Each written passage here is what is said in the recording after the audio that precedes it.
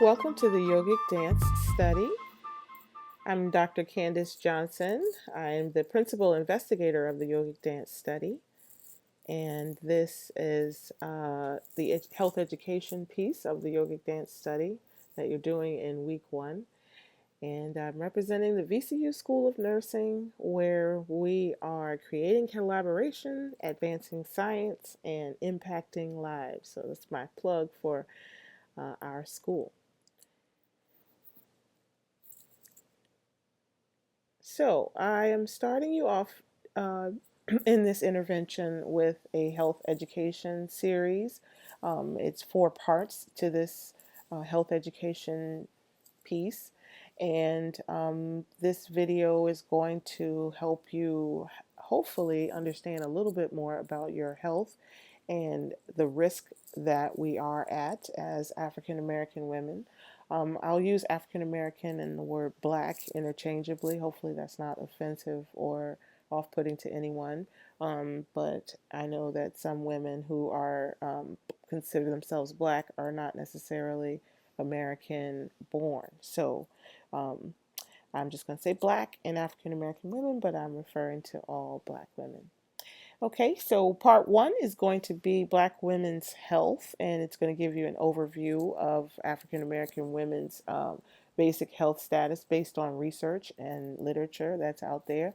And then part 2, I'm going to talk about stress and what's that like in the African American woman's life and how stress is connected to health. And I'm going to show you some pathways that will hopefully illuminate or help you to understand a little bit better why we need to learn how to manage our stress, particularly in our age group of 35 to 50-year-old women. We need to learn how to manage that stress so that we can protect our health. And then in part 3, we're going to move on to introducing new health behaviors because these lifestyle changes are generally required to get us in a situation where we can practice better health. And so we're going to talk about those things and how they have to happen. And then with part 4, we're going to set goals for new health behaviors. And goal setting usually comes after you have the information. So we made that part last, but it's going to come before we actually get into the physical activities and the other activities that we want to change. So the goals piece will be a very important video or part of this video as well. So again, welcome to the study, and we're going to get started with the health education videos. So here's our little icon. Her name is Dr. Community. My daughter Jordan drew this little cartoon figure. I think it's supposed to represent me, but for the sake of this video and the entire study, you're going to see a lot of me in there, and I am, for the sake of this research, considered a healthcare provider, but I look at me more like a public health person, someone who's going to help you understand your health from the terms of the group that you're in, which is in this case is African American women, ages 35 to 50. And so that's our little icon that's going to represent whenever we go over a new topic or we go over something that's related to health education. So this is all about improving or increasing your health literacy. So for that, we go to Dr. Community. All right, so Black women's health, an overview. This is part 1. So I'll start in here talking a little bit about the things that Black women tend to be most at risk for. So high blood pressure is, we're going to come back to this at the end of this talk, but we're going to start with this now, and it's the reason why you have blood pressure monitors in your homes right now, because Black women have the highest hypertension or high blood pressure rates in not just the United States, but in the world.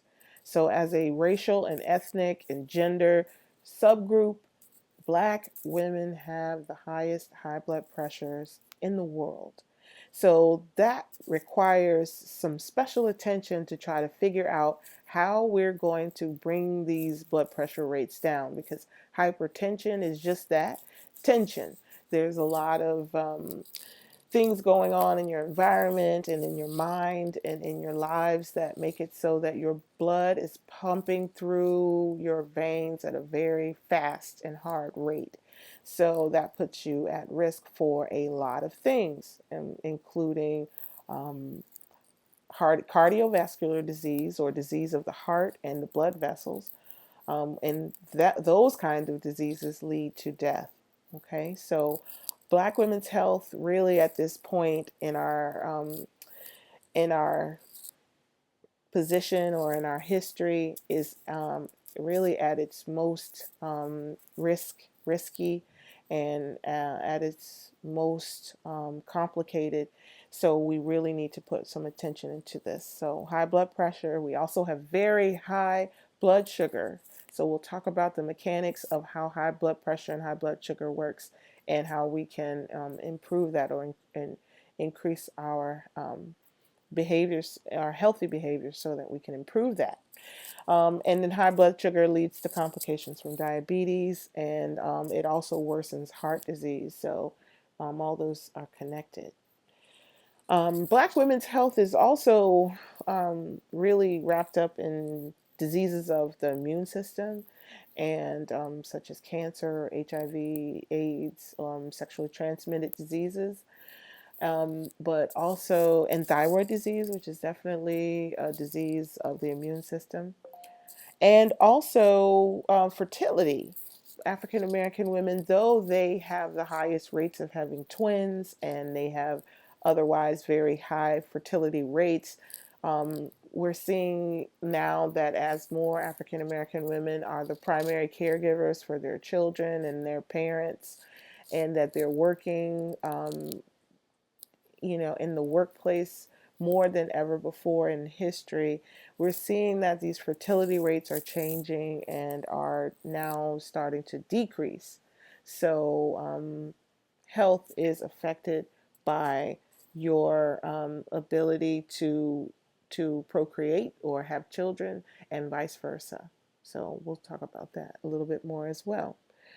And then we're going to talk about these lifestyle diseases, because we can talk about diseases of your biology, like diseases of your heart, diseases of your liver, diseases of your immune system, diseases of your pancreas.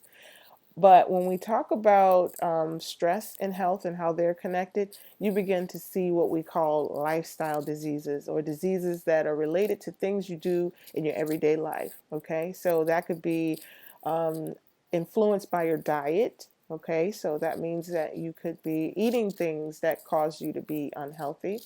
It could be influenced by your activity level, which means you are not active enough to keep your heart pumping blood through your veins in a way that's healthy. Or you could be at a body size that is considered in the obese category, which has a lot of connections to poor health. Potentially, you could be smoking, and if you are smoking, then that could lead to its own types of diseases, such as certain types of cancers. Um, and alcohol. Alcohol is a part of some people's lifestyles, because they may use it to cope, or they might use it to deal. And when they do that, they are actually increasing their chances of certain types of liver diseases, stomach diseases, throat, oral diseases, those types of things.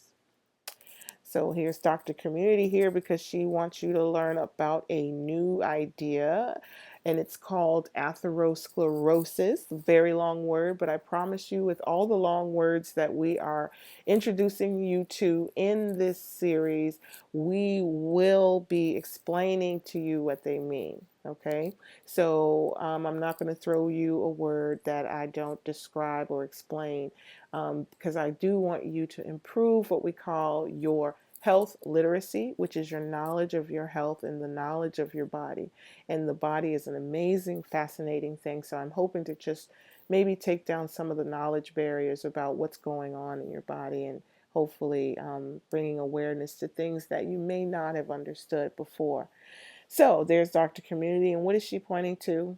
The vessels in your blood vessel system. So this is a diagram which shows you, don't pay attention to all the little words on the side. Those aren't as important as the graphic itself and what she's pointing to. She's pointing directly to the lining of a person's blood vessel. Okay, so you have 4 blood vessels stacked on top of each other here to show you the 4 different stages that your blood vessels can go through in going from what we have here as the least damaged blood vessel, or a normal or a healthy blood vessel, all the way down to a blood vessel that is definitely been affected by years of exposure to unhealthy food, unhealthy diet, and other types of damage that can happen over time. Okay, and when exposed to unhealthy behaviors. All right, so let's look at this least damaged blood vessel. Okay, it's lined with a lining called the endothelium. All right, and we do know from history, and I'll talk about it later, we know from our research that Black people have a different lining of the blood vessels than other people. Specifically Caucasians. We do know that there's a big difference in the lining of the blood vessels of Black people when compared to Caucasians. So what we know about that lining is that it is very sensitive to salt and sugar. Okay, so that when there's a lot of sugar and salt floating through the bloodstream and it touches the endothelium, that there's irritation and damage to the endothelium that causes eventual loss of elasticity and the muscle strength in our blood vessels. Yes, our blood vessels do contain many muscles, little tiny smooth muscle cells, okay? And that's what this is pointing to. It's little bitty muscle cells that help stretch and open when there's a lot of blood volume in there, and it causes those blood vessels to be able to be almost like elastic. But over time, when there's damage to the innermost lining, then there's subsequent damage to the inside of the muscle cell, and then you lose that elasticity. All right, and that's what it's talking about here with elastic fibers and collagen. All right, so lipids, which is just another word for fat or cholesterol or those waxy substances that we will see in our meat and in our food. That fat, or in our French fries or in our chips or in our cookies, that type of fat gets, along with sugar and salt and other things that we eat in our diet, when it's broken down and it becomes these tiny little particles, those things interact with our blood vessels, okay? And so lipids over time begin to build up inside the lining of our blood vessels. So we go from a nice wide open blood vessel when we're young and we don't have any obstructions and we haven't filled our body with all kinds of cholesterol and fat, to later on you'll start to see that O shape begin to close in a little bit, and then even here a little bit more, until we get to the point where we're so blocked, the opening of the vessel is so blocked by um, fatty layers and hemorrhage and dead tissue, and even some what we call calcification or hardening. Okay, so when you get hardening of the arteries, you get atherosclerosis or atherosclerosis.